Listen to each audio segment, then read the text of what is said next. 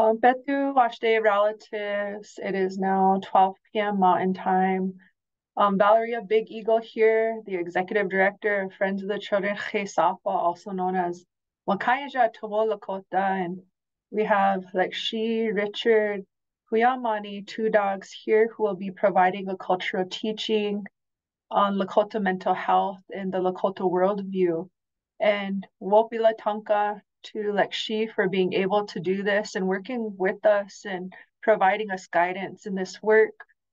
Today's teaching was made available by the South Dakota Humanities Council. And so I'll go ahead and hand it off to you, Lakshi. Good morning, everybody that's listening. As Torjan, my niece said, I'm Rick Two Dogs. My Lakota name is Hmuya Money. I reside in the community of Porcupine, South Dakota, down on the Pine Ridge Reservation. So, what we're going to talk about today is the Western world has their own diagnosis. A lot of times when we go for any kind of care, like say to IHS or any clinic, both physical and mental, they have a diagnosis, and we have our own. And I'm going to touch on it briefly here because 1 hour isn't enough to cover all of the diagnosis that we have. So I'm going to go ahead and share my screen and show my PowerPoint. It says it's disabled. Oh, shoot. Let me see here. This happened last time as well.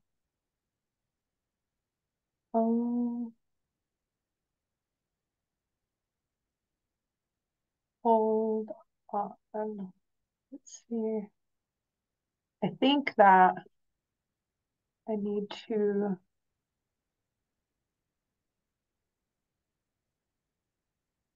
sign back in, I think, Lakshi. Hold on.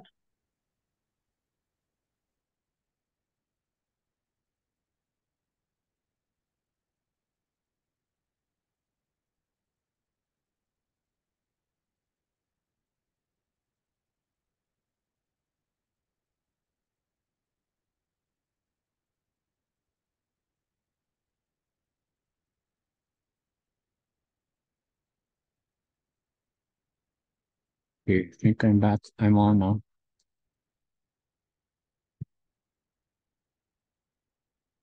Okay, I think I'm on now.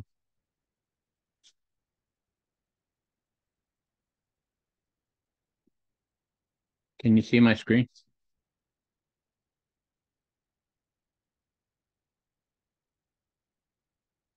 There we go, Lakshi.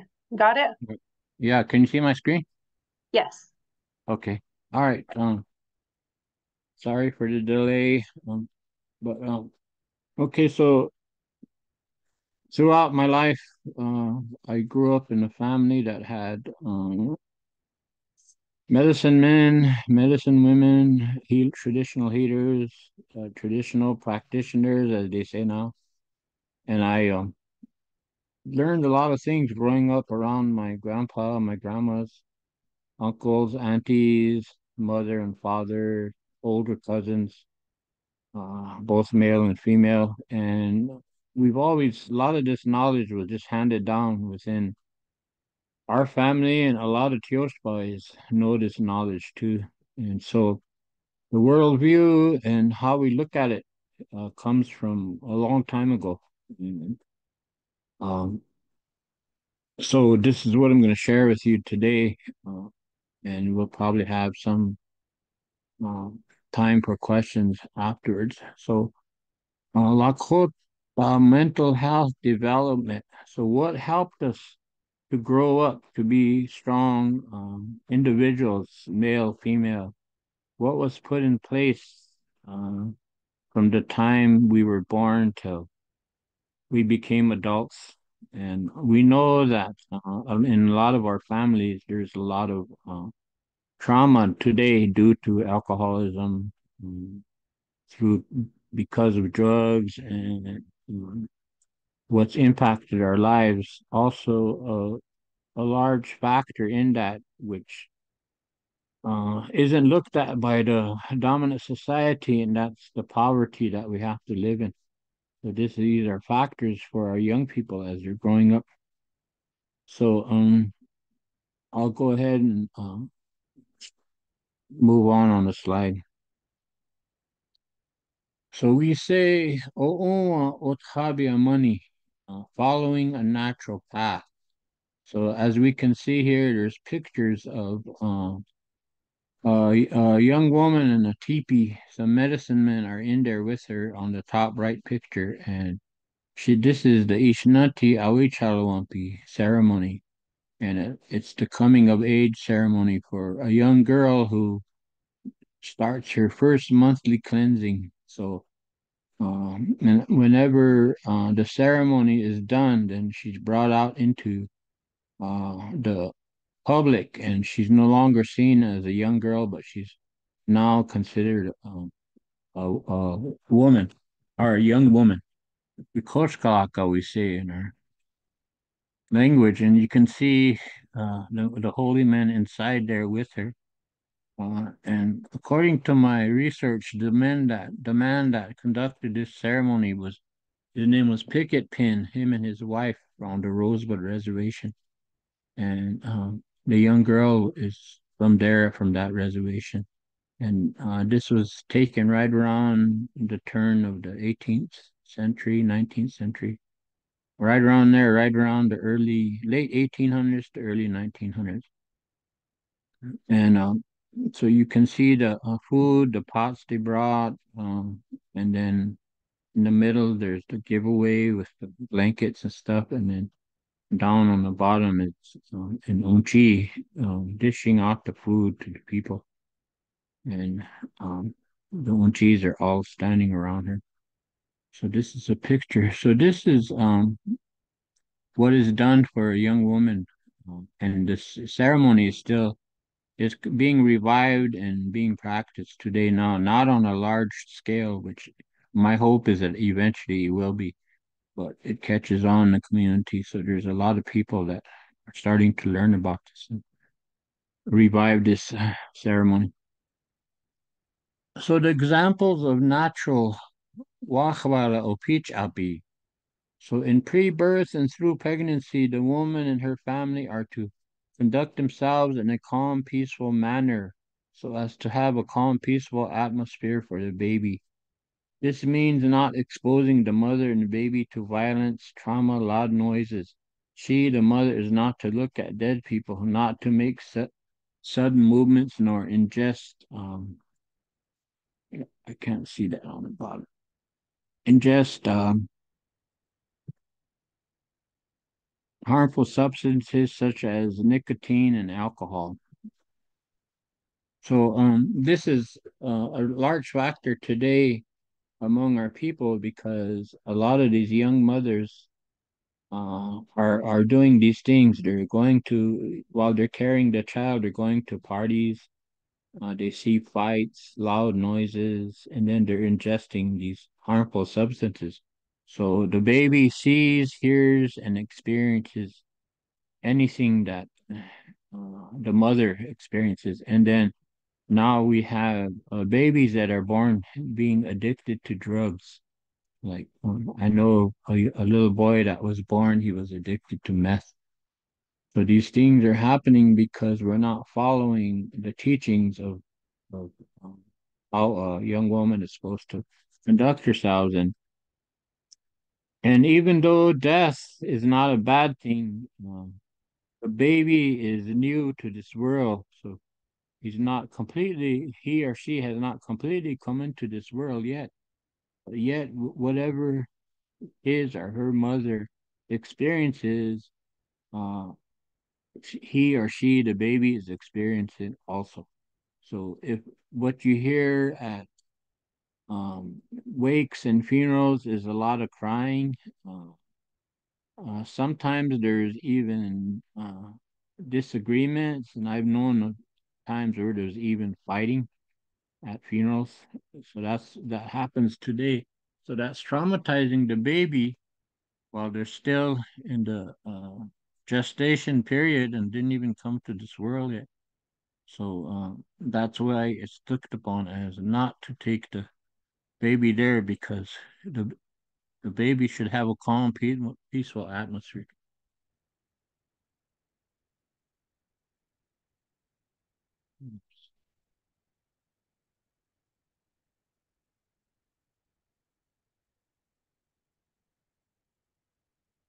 So there's a ceremony at birth that is called I Oi Chai Jun Tapi. I is your mouth. Oi Chai Jun Tapi is to like reach inside the mouth. And it's a ritual cleansing of the newborn baby.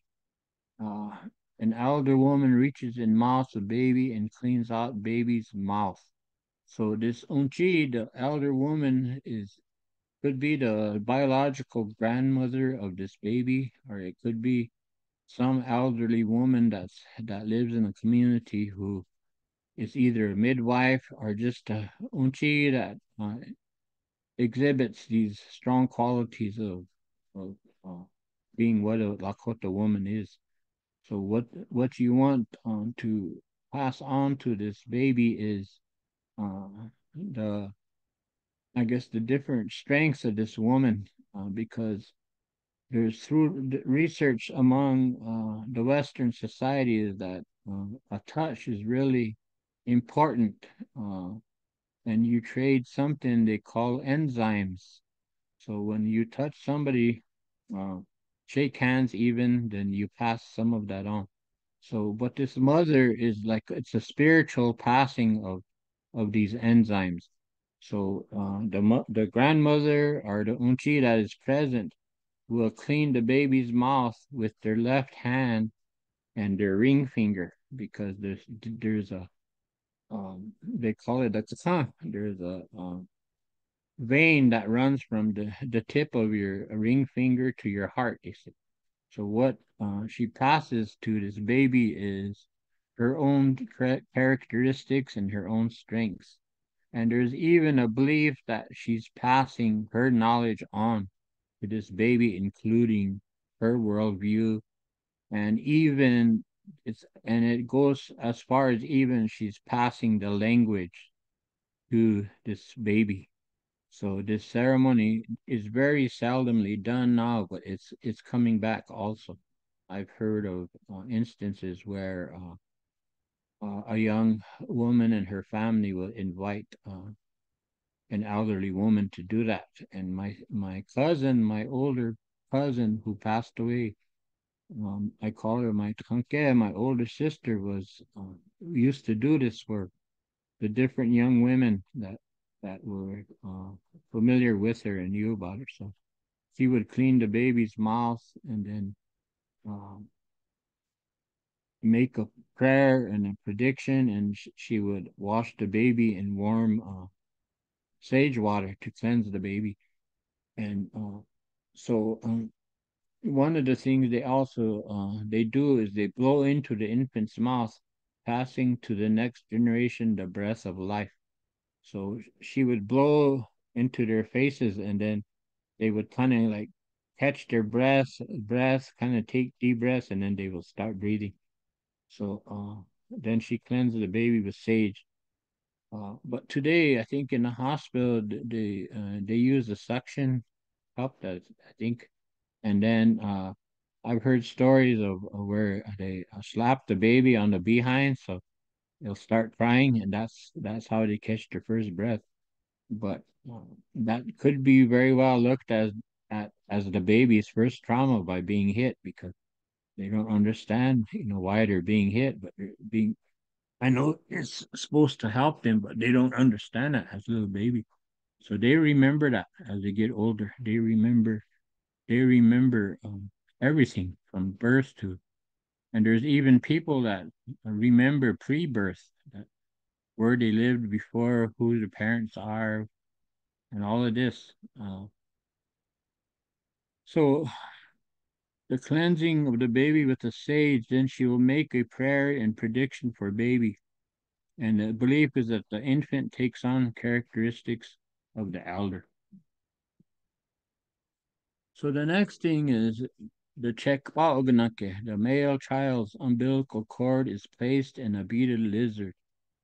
we call them Elanue, and they're really resilient. If you take one of these lizards and you cut their leg off, they'll grow a new leg. And you see these lizards a lot of places in our country, and they hide under the dirt. So sometimes you walk along the creek, you'll see them. The dirt will be shaking, moving, then they'll come out and they'll run away. But they'll stay there real still if they think you're going to walk on by. But if they think they're going to get stepped on, they'll run away. So that's what we want for the male child is that resilience. So it goes over to the fact that our belief was for this young boy, what he will grow up, and if he receives a wound in war, then he'll be able to survive and carry on that power, the ability to survive and bounce back from injuries and stuff. And then the female's child's umbilical cord is in a beaded turtle. They call it kea. So the kea is the word to uh, for the word for the different for all of the turtles, even though they individually have their own names. So what we want for the baby is the resiliency of the turtle, where you can cut the heart out of a turtle and it'll continue to beat for sometimes up to an hour on its own. So we want that strength for that baby. So this is done so the child will always be centered to their birthplace and not be always searching. So there's kind of like a joke among Lakota people when somebody always digs around and is kind of like gets into things that sometimes don't even belong to them. Then they say they're looking for their umbilical cord or their checkpa. So they say, and they added checkpa os amna, like they're looking for their stink umbilical cord. So everybody, it was a kind of a point of a joke or something. But I've met people that were like that. I don't know if they was looking for their umbilical cord, but they sure like to get into stuff. So next, the ceremony is done to bring the child into the family, into the Tioshpaye and into the Oshpaye, the Oyate. I shy away from using the word tribe. I don't believe in that word.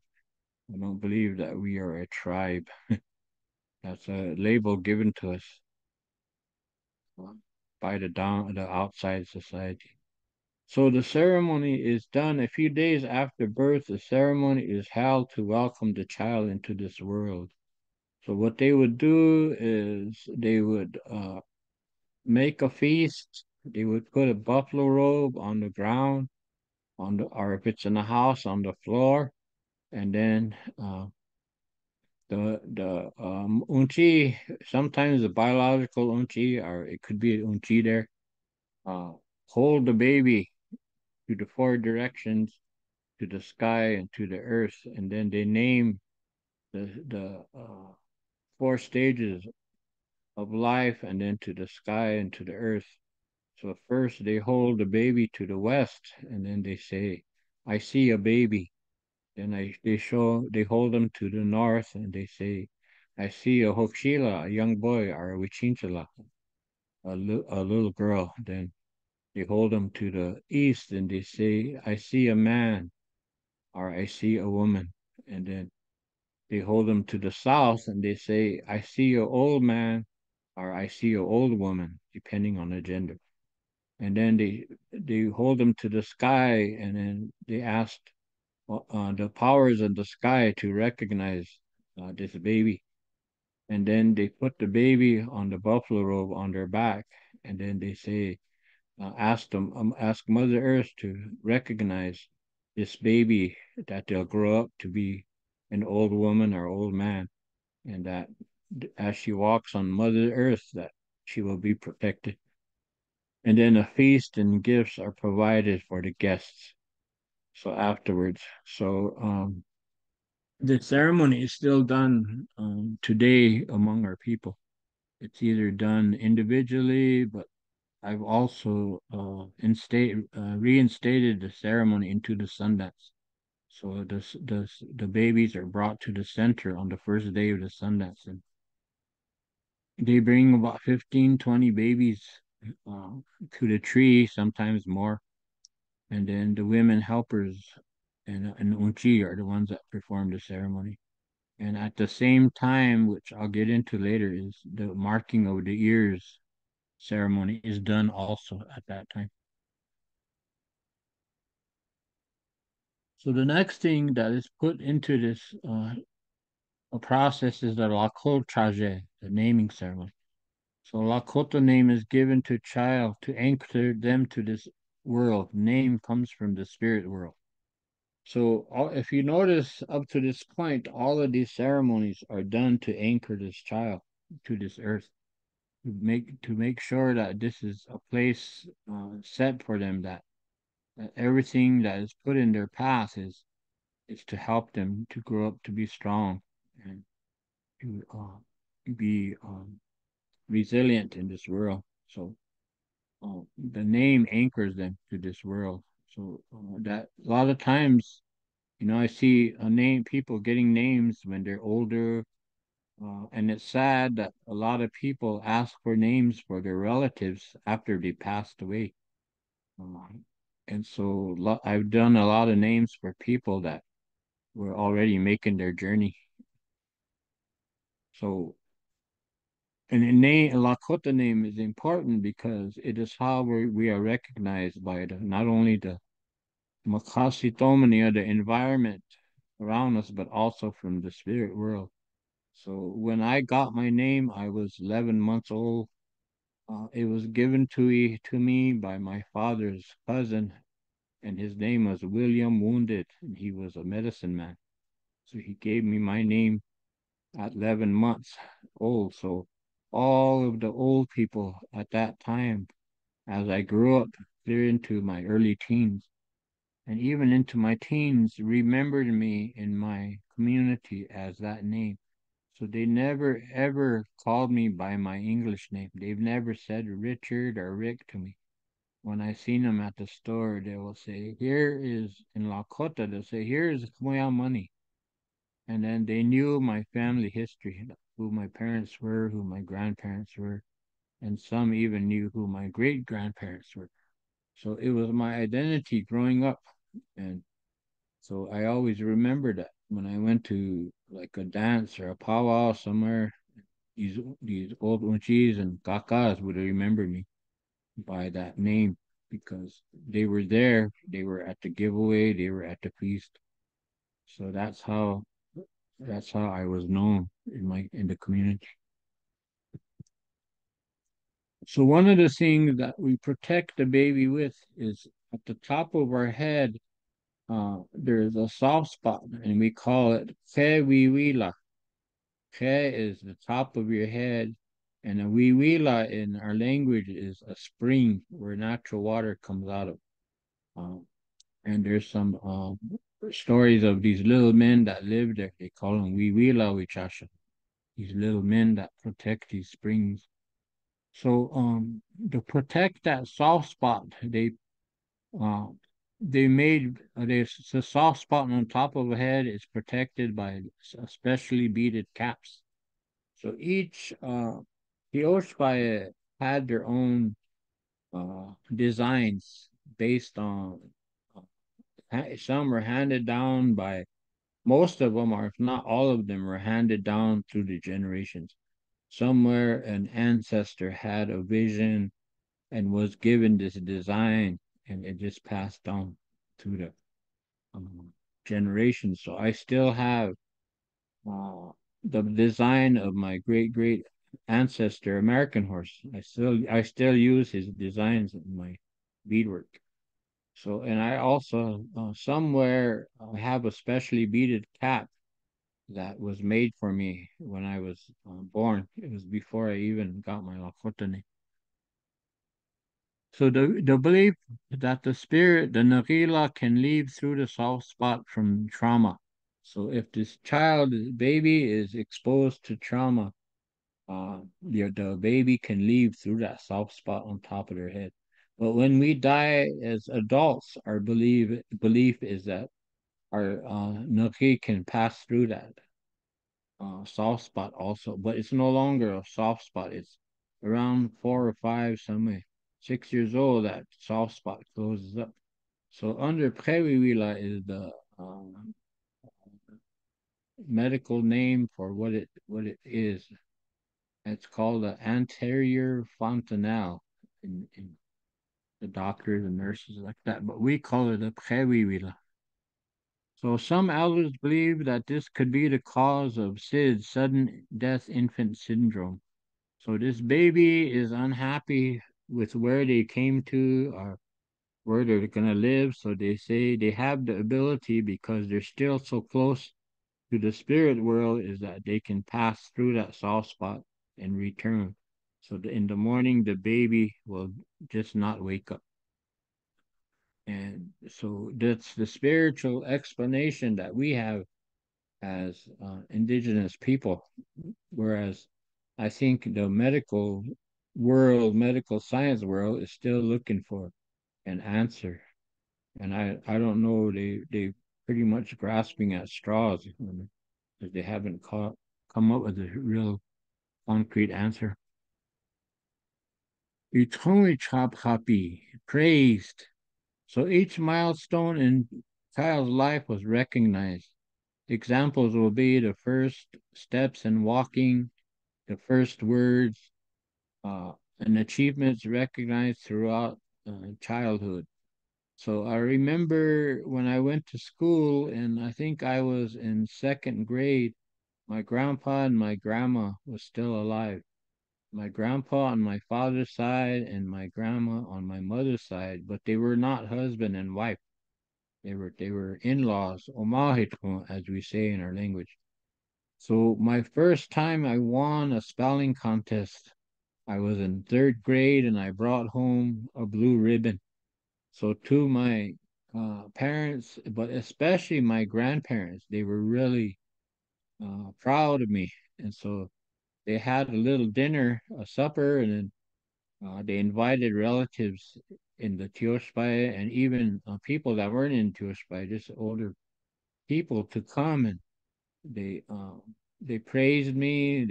They said that was really good, and an old unchi talked to me and gave me wowahukunki advice, and she said you're gonna grow up and grandson and become educated and understand their world out there.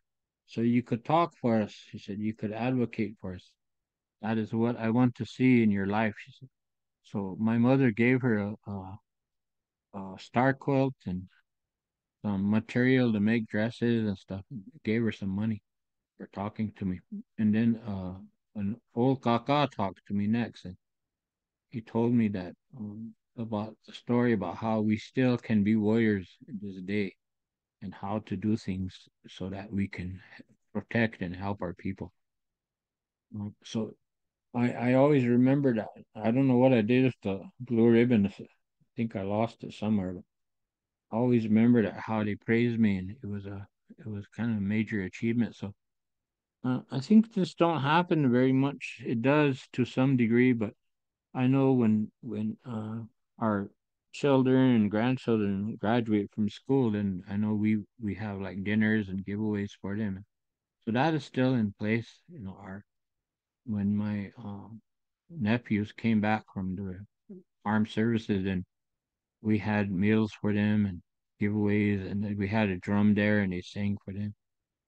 Uh, so it's still being done to a certain extent. So they say we chakastopi sheltered. You raise your children in a sheltered environment. Child is protected from violence and hardship, not exposed to any type of trauma, example, violence, loud noises, physical or sexual abuse. So Wichakastopi in Lakota is kind of like the analogy would be when you stroke someone's head like that and talk to them, kind of in a comforting way. So that idea is manifested out into an action of sheltering them, loving them, and raising them in a kind and gentle way. And then I mentioned this earlier, the Nukech WičhoÂn, the piercing of the ears. So both child, both male and female's ears are pierced under the Chonwakan, the Sundance tree. Child is given Wowahokunkia, sacred teachings, and belief that this opens a doorway to the heart, Chante, and the child will retain the teaching. So this is done as part of the Sundance. So they bring the child to the center, to the tree, and what is done today is they mark their ears rather than pierce it. So, but long time ago they would pierce the ears before the child was 6 months old, and the reason they did that was up to 6 months, a newborn baby has no feeling in the earlobes, so they could push a needle. Usually it's needle and a thread, not a thread, but a sinew through through the ears, and then tie it so that that hole will remain there. And later on, they could add, like when they grow up, they could add earrings, and they say oinkto in our language. It's an earring, but that hole represents the doorway to your heart, so that what you hear will go to your heart. What you hear through your ears, you will hear with your mind, but what is to your heart is you hear with emotion or with humility, or you anything you see or hear, like say someone tells you a story of their hardship, then you'll find uh, comfort for them, or you would you would kind of like identify with them, and so that you don't just listen to it and pass it on. It just goes, as they say, one in one ear and out the other. So you bring everything to your heart, and then you look at it. And they say that the women have that ability more than the men, because a woman, like, I've sat there with my relatives, and they'll hear a story and it'll bring them to tears. But maybe the men wanted to cry, but they held it back. But the women shed their tears. So it's that's important in a lot of sense, that how we view the world around us.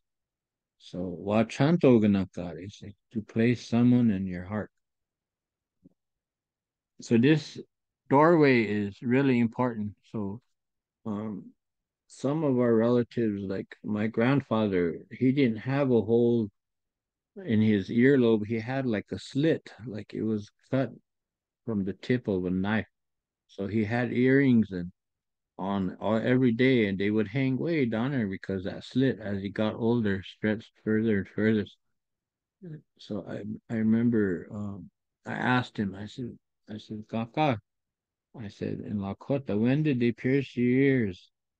And here he said, in the summer of 1876. He said, the summer when Custer was killed. He said, they pierced my ears at that Sundance that Sitting Bull had at Deer Medicine Rocks in Montana. He said, but he told me this in Lakota, so I put what he's talking about to where it happened by my own research and history. And so his ears were pierced at that Sundance.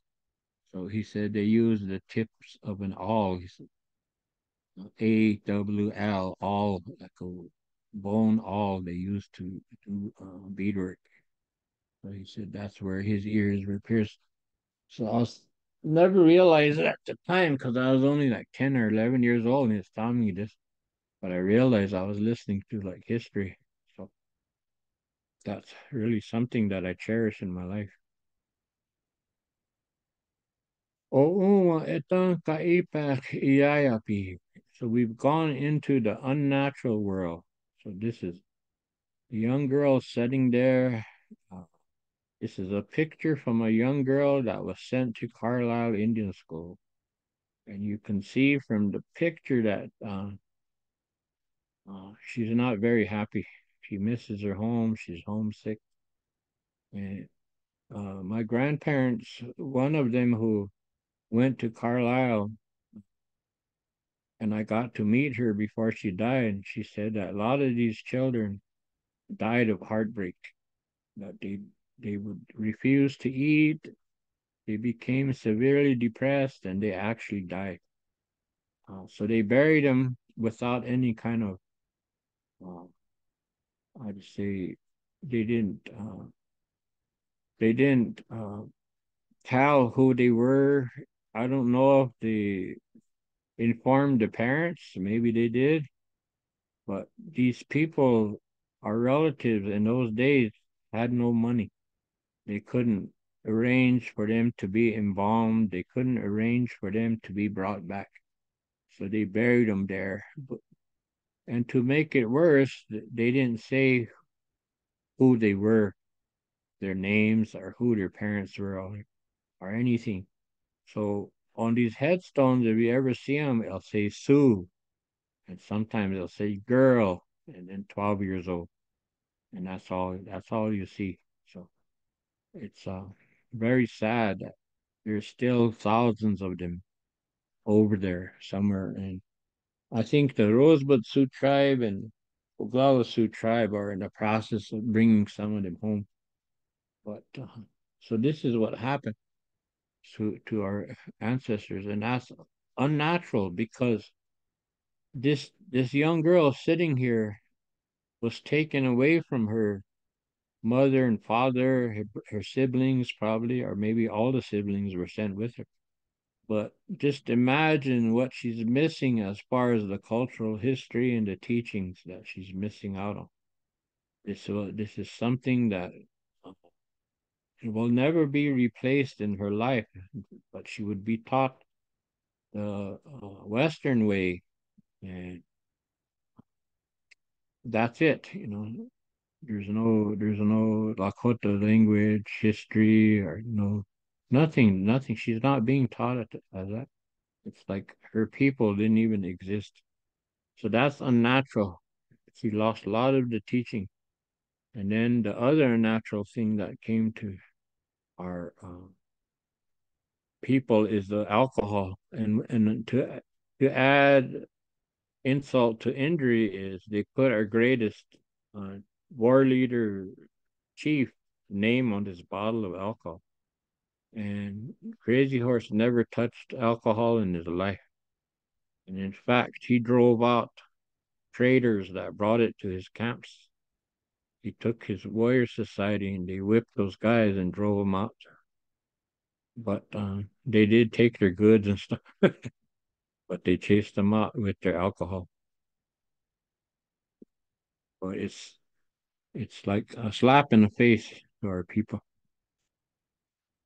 So as we journey through our lives, there's 4 stages. There's pre-birth, up to 12 years old, and these interruptions in the journey of life is examples of what is happening. What I showed here: the alcohol, sexual abuse, the trauma, and there's events that enhance natural journey of life that were taken away. The manhood or the woman ceremony is one example. So all of this pre-birth to growing up, all of these traumas, by the time we reach 12 years old, if we have enough trauma, it impacts the rest of our life, how we live in this world. An example is all our relatives down there on the streets and below the bridges along Rapid City Creek. These are these are people that experience trauma, whether it was abandonment, sexual abuse, physical abuse, all of these things, the racism that we encounter every day, the poverty, all of this impacted those people. But what is interesting is I've gone and talked with a lot of them at different times, and the Lakota worldview is really strong among them yet, and a large majority of them still speak the Lakota language. So I could go down there and converse with a group of about 15 people, and the majority of them, I'd say 90, 95, 96% of them will understand what I'm talking about, and they'll converse with me back in Lakota. So they say that I heard someone say, they said, kill the Indian and save the man. So that's what they did to us when they took us to these boarding schools thousands of miles away. They was killing the Indian. And by saving the man, they're saying, let's colonize them. Let's assimilate them so that the Indian, the Lakota worldview and the language and the ceremonies will all die. So they're still doing it to this day. They're still killing our people, though, especially the ones that are still language speakers and still hold that worldview. They're the ones down there on the street. They're the ones that are along the creeks and under the bridge. So there's examples that one natural, not following the natural path, can result in nariki kuja, meaning the spirit is uh, not not well. The spirit is sick. Narihaha, it means uh, when you're afraid of everything, everything startles you. Or nakichola oyampi, or nakignunipi, they lost their soul, their spirit. Because if you encounter sudden trauma, the physical uh, parts of it is shown right away, and your spirit will leave your body as a defense mechanism. So you that's why if you encounter a severe traumatic sudden pain like breaking your leg or a gunshot wound, a stab wound, the first thing your body is going to do is faint. But our belief is that your spirit leaves your body at that time. So it's out of your body. And you have to go through a ceremony to call your spirit back. So because a lot of our ancestors, all of our relatives never went through that, then they're now uh, existing without a spirit. The spirit is out of the body, away from it. So these people, when you have the nagignonipi, the spirit leaves the body due to trauma or abuse. Child becomes introverted or becomes violent. Person is always searching and lost. Moves from relationship to relationship. Finds a way to alleviate pain, drugs, alcohol, suicide. So one of the interventions is calling the spirit back ceremony, Nariki Chopi. So there are certain songs that are done uh, and sung and prayers are made to do this, to accomplish this. So the definition of Narihaha is extremely sensitive. Things that would not affect the stronger person will affect him.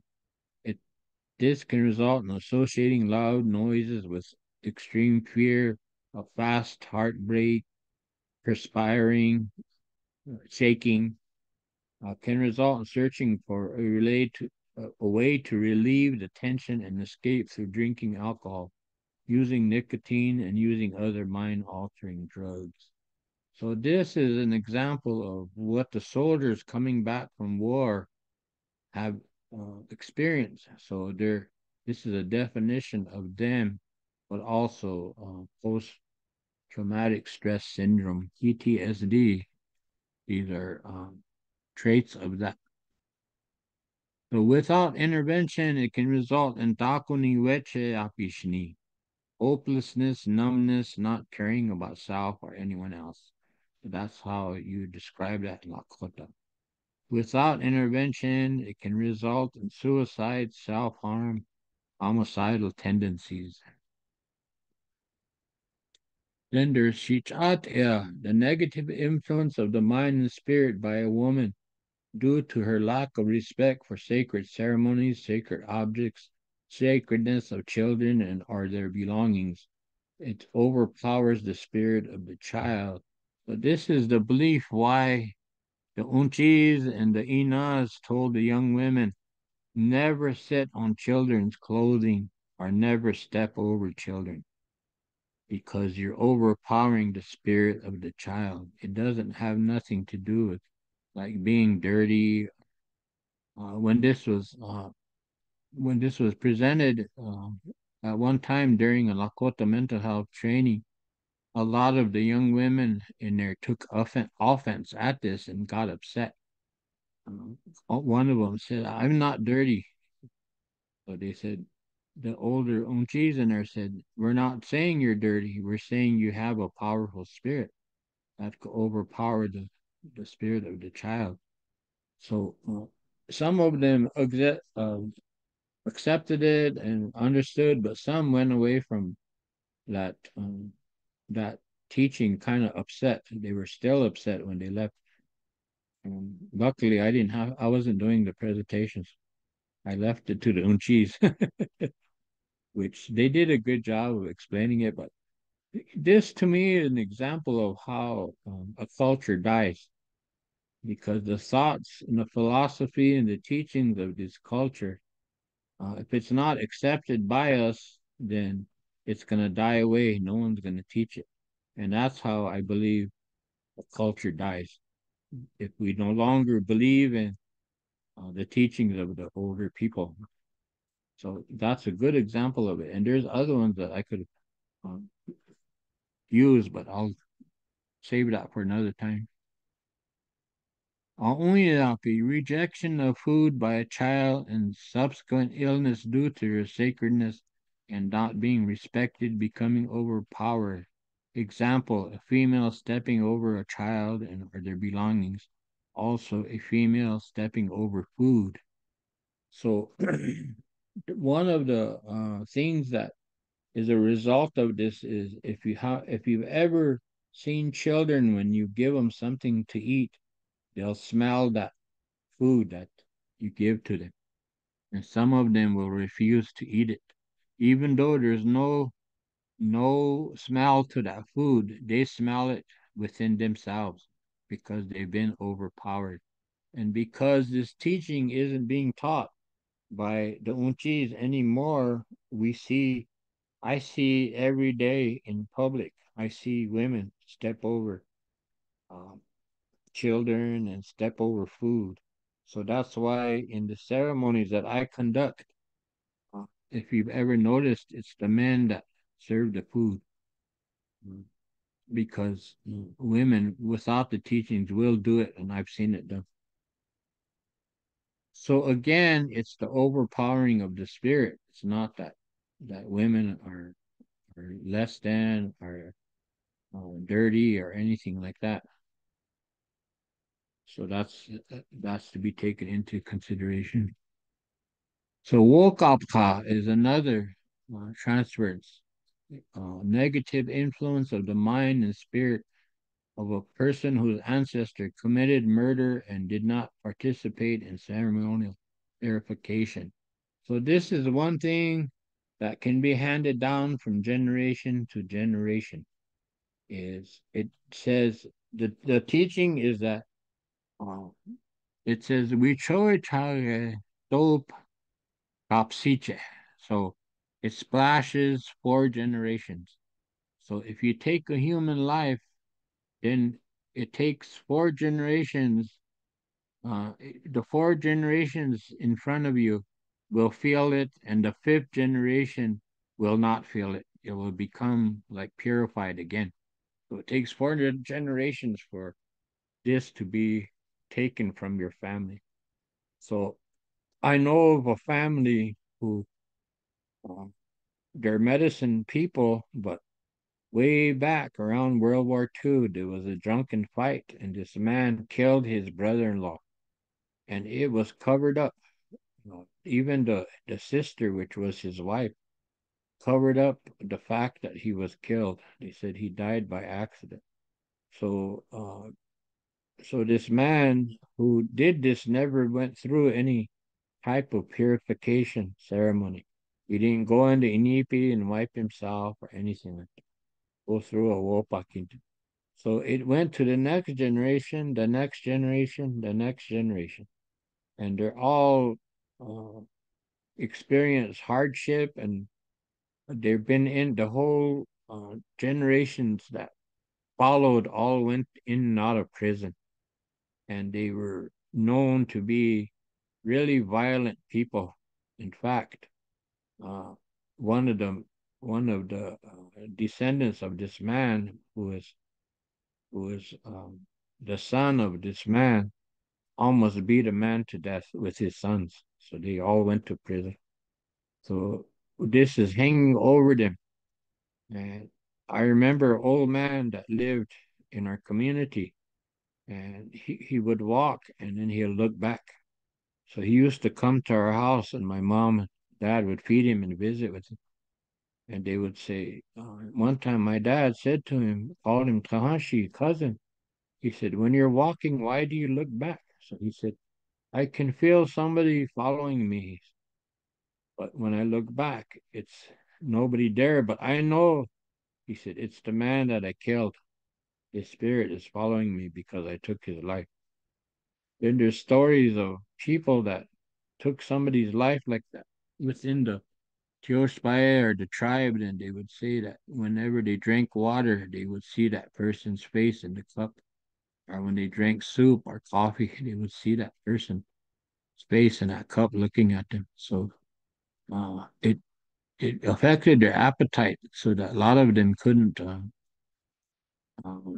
gain weight, and they were all like, I remember some of these people were like really thin people.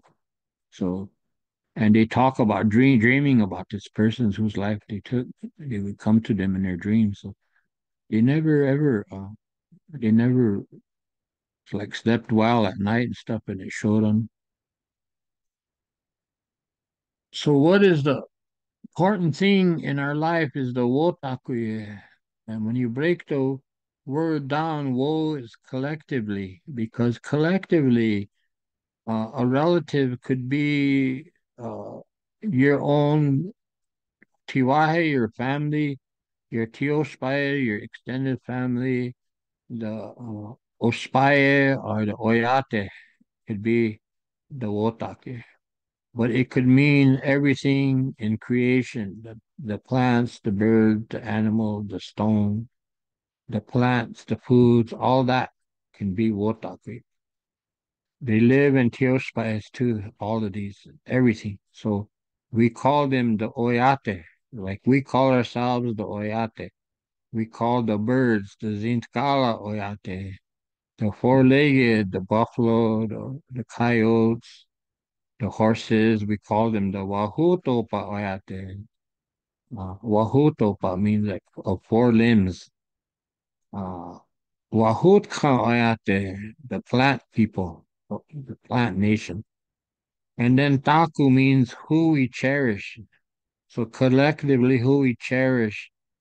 And yeah, it's forever into the future. So the word really means collectively who we cherish forever into the future. So the teaching is that we always live in this way. We cherish everyone, our relatives. And it isn't just in this world, but when we pass into the spirit world, we still cherish everybody. That's something that does not leave you, uh, because you will find your relatives in the spirit world. So this is a picture of my grandfather, American horse, and his children. Uh, and this is, by the way, with one wife. He has other children with other wives. So all in all, he had 28 children altogether. The one way on the top, the tallest girl, she went to Carlisle, and she was educated there. And her name was Sophie American Horse. And the one boy way to his right on the end was the grandpa I grew up with. His name was Thomas American Horse.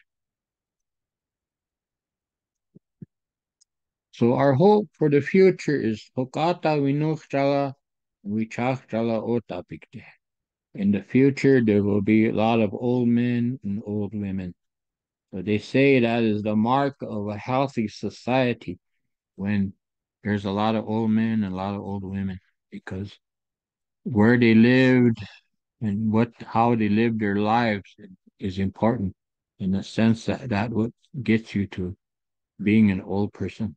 So they always say about uh, even Washichus, the white people believe this, because I was sitting with this man about in his 60s at Walmart, and this real old man went by pushing a walker, and he said he must have did something in his life to live that long. He said so. That's kind of goes along with our philosophy that if you lead a prayerful life and you pity everybody and you put everybody in your heart and help people around you, then the Creator will look upon you with favor and grant you a long life. So that is our hope for the future as Lakota people. Oh, that's it too. Pila Maya like she. Mm, I think this is, well, we know this is really important, and it ties back to what you're talking about, Lakota mental health, well, the worldview, Lakota worldview, and how we get back to the natural world or the natural way that we're living. And mm-hmm, these teachings are important to remember that and to remember who we are. And so, mm, Wokila, and this all does make sense. mm, Um, and that there's our way to address mental health mm-hmm. issues and those things. And so, does anyone have any comments or questions at this time? You can type them in the chat. Um, we have a few minutes left to, or else I have a question. Hopefully it didn't all go one ear in one ear and out the other, as I And then said. they're looking for their umbilical cords Yeah. if not. Um, and then someone said, thank you. These teachings help me to live. Will the recording be posted later for review? Yes, this is being recorded. And like she gave us that permission to share, and we posted on our YouTube page and on our website. And then Helene Gaddy said Wopila for the teaching like she. Mm, I have one question about Lakota, the naming ceremony. And so there the spirits give us this name. Can we also take this name, or is it handed down to us from elders, from um maybe some of our ancestors farther down the line, like that? yeah. You can lo- it's always if you get it through the ceremony, it's the name of an ancestor. This ancestor Mm, might be so far back that any knowledge of him is forgotten, but he still remembers or she still remembers. So they mm-hmm, pass that name. So it's kind of like they want their name to live again. Hopefully, mm-hmm, it'll guide you through your life. mm-hmm, Because I had a dream one time of a man. He talked to me and he said my name, and he told me, he said, he translated it means comes around the camp circle. So I remember that name, and here I have this friend. His name's Kingsley Bray. And he mm-hmm. does a lot of research on our people, and here he found his name, and here he is my ancestor. So I was able to make connection with him that way. Namaste. Namaste. I have a question here. Is there something that can be done if an umbilical cord is lost? Uh, well, it could be searched for, but it could have been destroyed. could have been lost in that way. So that's something you can't really get back, you know.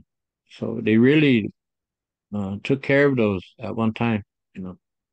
And before my mother died, she handed me two things, was my umbilical cord and then my first pair of moccasins. So Mm, so I have those now. So mm-hmm. it's important to take care of it. If it's lost, a lot of times there's nothing that can be done. Are there any offerings or anything in that way? Or maybe that, you know, Mm, depends on what you want. mm, and then maybe it's Lakota, that grounding, Yeah, that a lot providing of all the times, other things. yeah, that could be there. That could still be done, you know. You don't Mm-hmm. have a Lakota name, but you lost your umbilical cord. You could Mm-hmm. still get a Lakota name. Mm-hmm. It's never too late.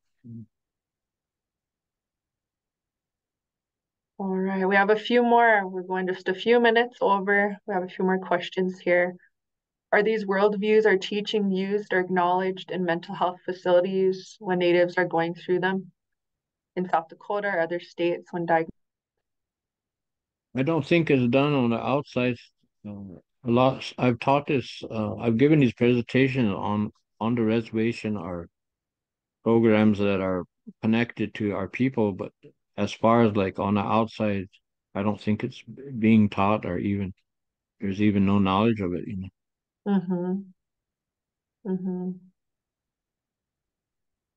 Wopila like she and I know that's why, these teachings and understanding this and this is the foundation of working for us and by us as Indigenous people Hmm. is relearning these ways and sharing them.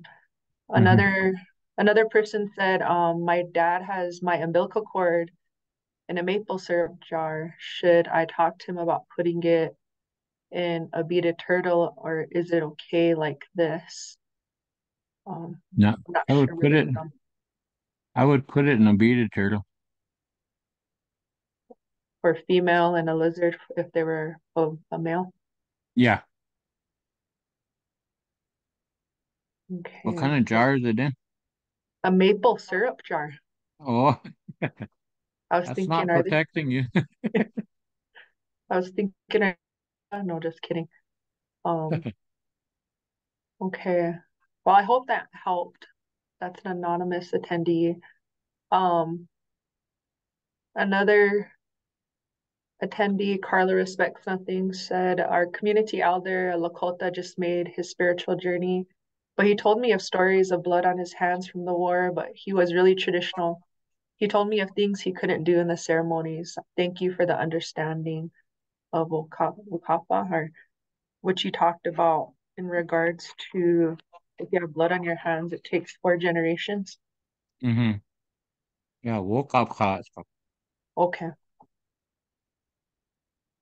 Yeah, that's true. Wopila. Well, we have concluded today's teaching by Hmuya, like she Wopila Tanka, and for all of our attendees out there for attending today's teaching, and it will be posted for later review. If you can, there's a survey that comes out after this, and this helps us be able to continue to, do this work in a meaningful way. And like she said, it's remembering who from our Lakota worldview. And so, Wopila, I hope you have a good day. Like she Mm, will see Daksha. you. Doksha Mm. ke wachankite. Oh, I still